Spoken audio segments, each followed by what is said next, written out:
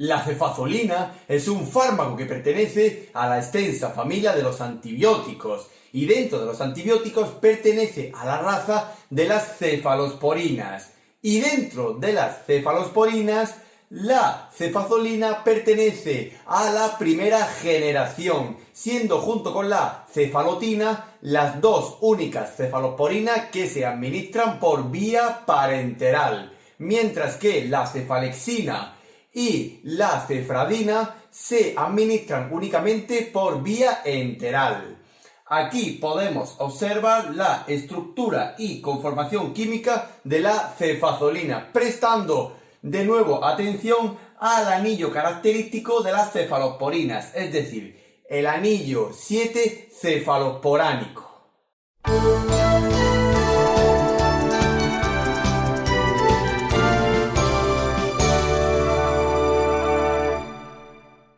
Las indicaciones más habituales de la cefazolina, al igual que cualquier cefalosporina, es una situación donde hay una infección o sepsis bacteriana. Pero eso sí, la cefazolina se indica en infecciones donde el microorganismo patógeno principal causante de la enfermedad es susceptible a la acción de la cefazolina, es decir, es sensible al ataque de la cefazolina. Y también la cefazolina se utiliza en la profilaxis de una operación quirúrgica, tanto en el preoperatorio, en el perioperatorio y en el posoperatorio.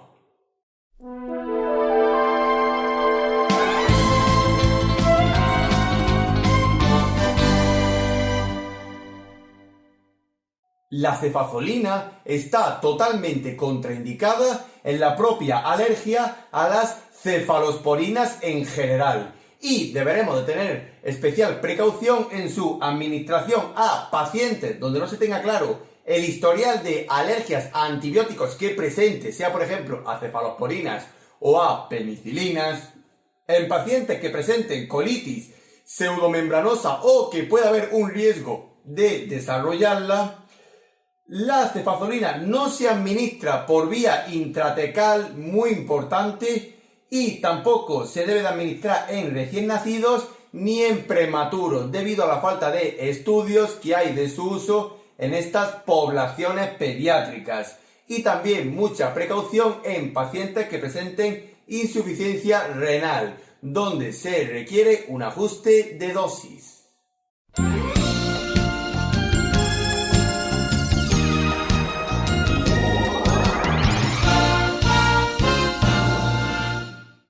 El mecanismo de acción de la cefazolina es totalmente idéntico al de cualquier cefalosporina, es decir, ataca a la pared celular del microorganismo patógeno, en este caso de la bacteria o microorganismo procariota, como inhibiendo la síntesis y translocación de los peptidoglicanos a lo largo de la pared celular, lo cual conlleva la destrucción de la misma y la muerte de la bacteria u organismo procariota causante de la enfermedad.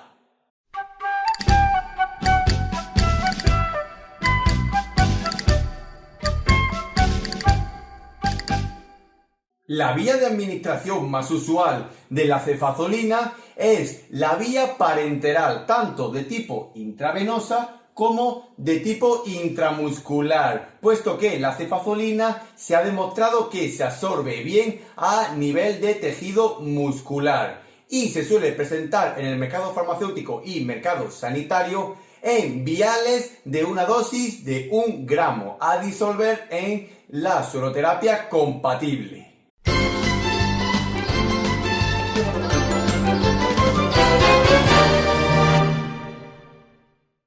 La posología más habitual de la cefazolina se establece sabiendo el microorganismo patógeno susceptible a la cefazolina, el estado del paciente y el pronóstico de la enfermedad y su evolución al cabo de la terapia. Por ejemplo, en adultos podemos utilizar 500 miligramos cada 8 horas o subir un poco más la dosis. 1 gramo cada 12 horas. Incluso, dependiendo de la gravedad de la infección, podemos administrar 1,5 gramos cada 6 horas o incluso llegando a 500 miligramos cada 4 horas.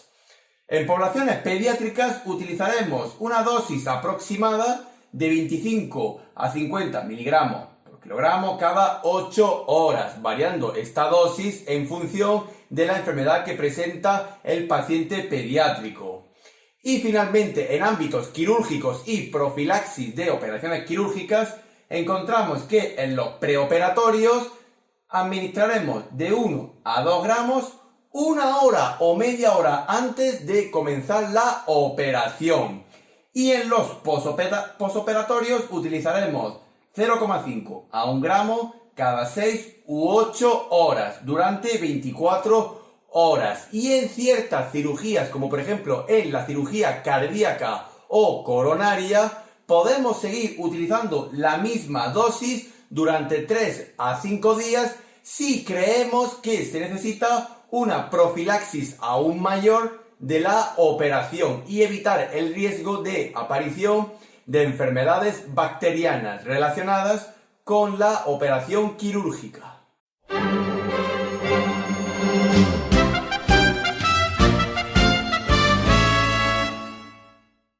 En estudios actuales y evidencia científica se ha demostrado que la cefazolina tiene mucha compatibilidad e incompatibilidad con el resto de la farmacología existente, por lo cual se recomienda una revisión bibliográfica de la misma, adelantando ya que la cefazolina tiene incompatibilidad con otros antibióticos como por ejemplo los aminoglucósidos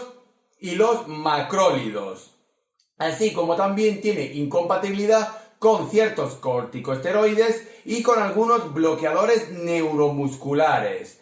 Así también la cefazolina puede causar interacciones en los fármacos que se administran al organismo y ciertas pruebas diagnósticas, como por ejemplo positivos falsos en los test de Coombs y una interacción con los bacteriostáticos, puesto que tenemos que recordar que la infección o la queremos erradicar o la queremos mantener latente, pero nunca combinar ambas alternativas.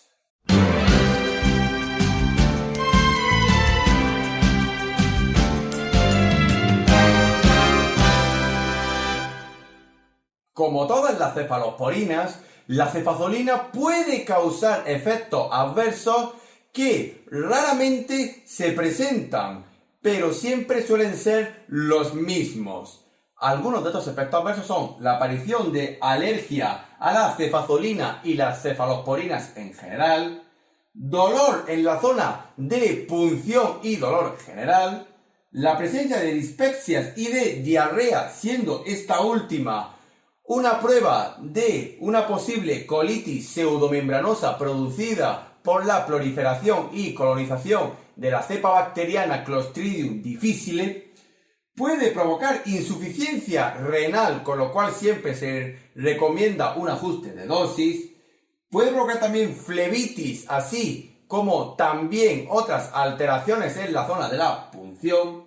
alteraciones en los valores de la sangre normales, como por ejemplo leucopenias, trombopenias, neutropenias, y también puede producir ciertas alteraciones del sistema nervioso central, como mareos, vértigo y propias cefaleas, por lo cual muy importante saber el historial del sistema nervioso y la valoración del mismo en pacientes que reciban tratamiento por cefazolina.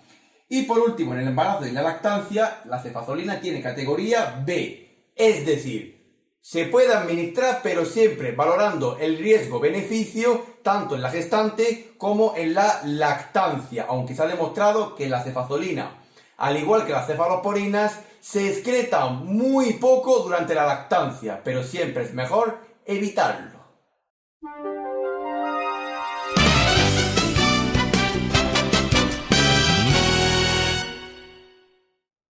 Por último, nos queda decir que la cefazolina es un fármaco dializable parcialmente. Es decir, hay algunas técnicas donde se ha demostrado que la cefazolina se puede dializar, mientras que en general no es dializable por las técnicas continuas y actuales de reemplazo renal. pero sí requiere un ajuste de dosis en pacientes que tengan un problema renal o insuficiencia renal. Por ejemplo, en un aclaramiento de creatinina de 35 a 55 administraremos la dosis habitual recetada cada 8 horas.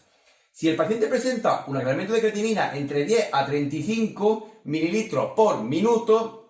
administraremos la mitad de la dosis recetada cada 12 horas. Y si finalmente el paciente tiene una función renal muy comprometida, por ejemplo, con un aclaramiento de creatinina menor de 10 mililitros por minuto, administraremos la mitad de la dosis habitual o recetada cada 24 horas.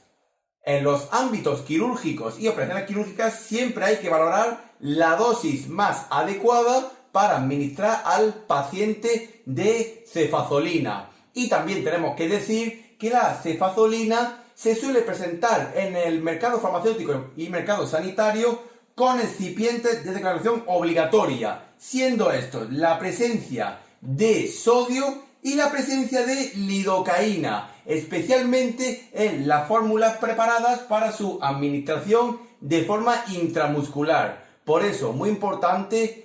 tener cuidado en la administración de cefazolina a pacientes que sean alérgicos a la lidocaína o pacientes que tengan una dieta pobre en sodio, siendo, por ejemplo, el sodio que está de excipiente de declaración obligatoria en la cefazolina perjudicial para ese paciente.